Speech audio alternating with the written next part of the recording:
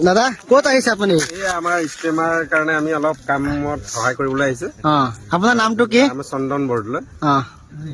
তাৰপিছত আমি ইষ্টেমাত মানে আমাৰ ওচৰৰ গাঁও হিচাপে আমি সহায় কৰিবলৈ আহিছো, যাতে আমাৰ ইষ্টেমাটো ভালে কুশলে হয়। যাতে বহুত দূৰৰ পৰা শুনিছো 10খন ডিষ্ট্ৰিক্টৰ পৰা মানুহ আহিব। 10খন ডিষ্ট্ৰিক্টৰ মানুহ হওঁতে আমাৰ যথেষ্ট জেগাৰ প্ৰয়োজন হ'ব। গতিকে ওচৰৰ গাঁও হিচাপে আমি সহায় কৰিবলৈ আহিছো, যাতে দূৰৰ মানুহখিনি শান্তিৰে যাতে বহি নামাজ চামাজ পঢ়িব পাৰে, তাৰে মানে ভাল হওক বুলি আমি ওচৰত আহিছো। আপুনি এনে ভাষা দিছে নে? বাঁহ চাহ দিছো আমি বাঁহ দিছো আৰু যথেষ্ট বাঁহ উঠিছে গাঁৱৰ পৰা। তাৰপিছত আৰু আমাৰ ওচৰৰে সঞ্জয় ৰংপি বুলি কয়, তেখেতে 100ডাল বাঁহ দিছে। তাৰপিছত গাঁৱৰ পৰা আমাৰ সকলোৱে উঠাইছে 2-এডাল, যোনে যিমান পাৰে আৰু 10ডাল 5ডাল যিমান পাৰে দিছে মানুহে। তাৰপিছত আমি আজি গোটেই গাঁৱৰ মানুহখিনি শ্ৰমদান কৰিবলৈ আহিছো আৰু আহিব।